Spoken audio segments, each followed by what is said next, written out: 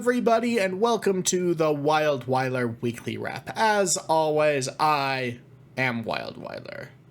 It was Pride Week this week, and I went out and about and got lots of sun. It was nice. I was a little worried since where I live, things have been a little tumultuous with regards to LGBTQ issues recently. So that is that. As with any Pride event, we did have a group of counter-protesters. I call them counter-protesters because Pride events themselves are protests against the day-to-day injustices and fear queer people face in our modern society. I remember my first Pride, though, and there were what felt like a ton of counter-protesters, and they were intimidating. This year, there were so few of them. I can't do this with a straight face. There were so few of them. We must have literally outnumbered them 1,000 to 1. I got to the point where I found myself feeling sad for them, which is weird because you should never feel sad for somebody who wants to actively oppress you. But boy, did I spend some time thinking, man, you only have a limited number of perfect June Saturdays in your life, and to waste one shouting at people who can't hear you simply because the sound of their footsteps alone drown you out is so mind-bogglingly pathetic to me that I don't know why you would not spend your time doing literally anything else. Like, it was just so pathetic. You know, that's really it. It was just so pathetic. And then I saw a bunch of pups living their best life, and I completely forgot about the counter-protesters. Completely just poof, gone. It was a great time. The park was filled with people just enjoying being themselves and having a good time, as well as the obligatory banks and insurance companies and everybody else who had booths. I will note, I did see a number of fun social clubs that had booths, and that was really inspiring. I wish when I had first come out that there were more social clubs saying, hey, queer people, you're welcome here. It would have been a great way to find friends in hobby zones and whatnot that I didn't have to enter the space with that sort of fear of how are these people going to respond when I come out if they already did the effort of breaking the ice by meeting me at Pride. That would have been great. So if you have a running club or a rowing club or a Warhammer 40K club, get a booth at Pride. You know, let people know that there are things that they can do with you and you welcome their presence, because that really does ease the fear a lot.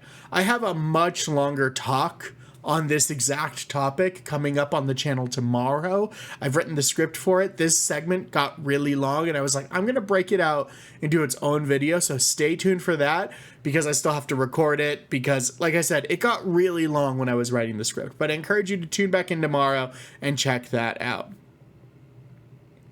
On social media this week, a lot of people were praising the movie Hitman.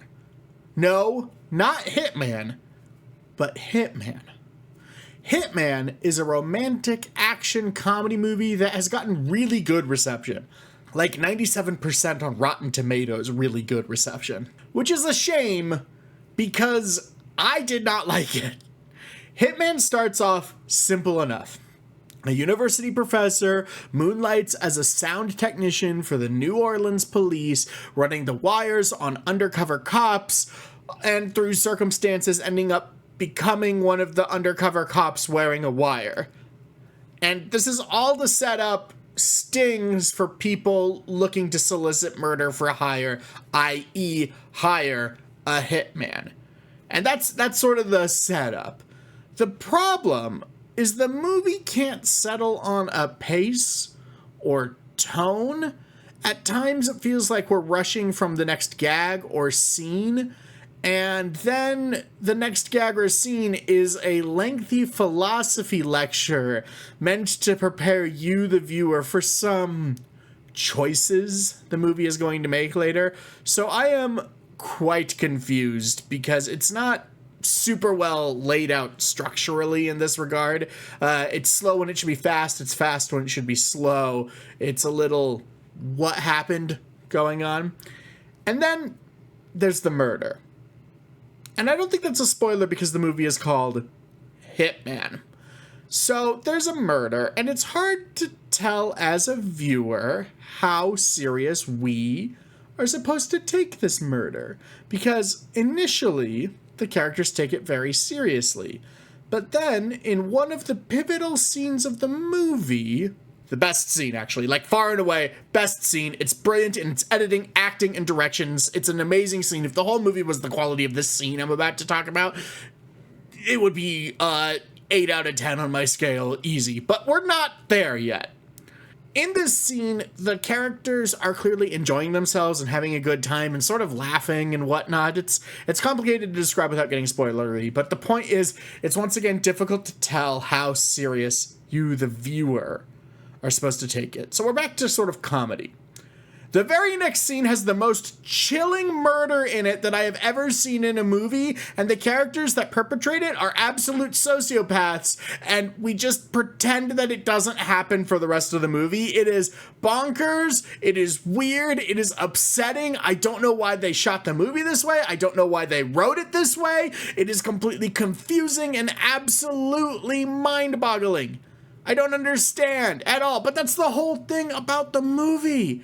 It's just back and forth and back and forth, and it can't settle on a pace or tone or direction it wants to go. And then in the middle of this, there are these philosophy lectures that are supposed to, I don't know what, but they make you feel like you're supposed to watch the movie a certain way. Like you're supposed to have certain feelings about all this, that this is actually fun or okay. It's weird, and it has an effect on you. Which I suppose is how demagoguery works.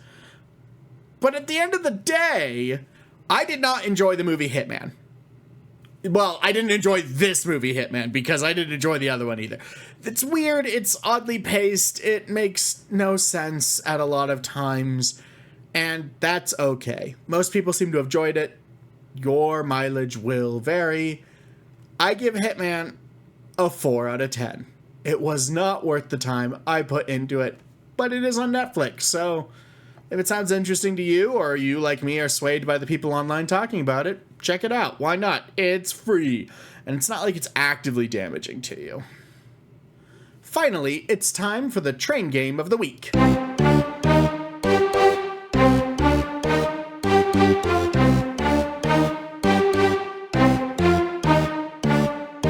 This week's train game is Mini Metro.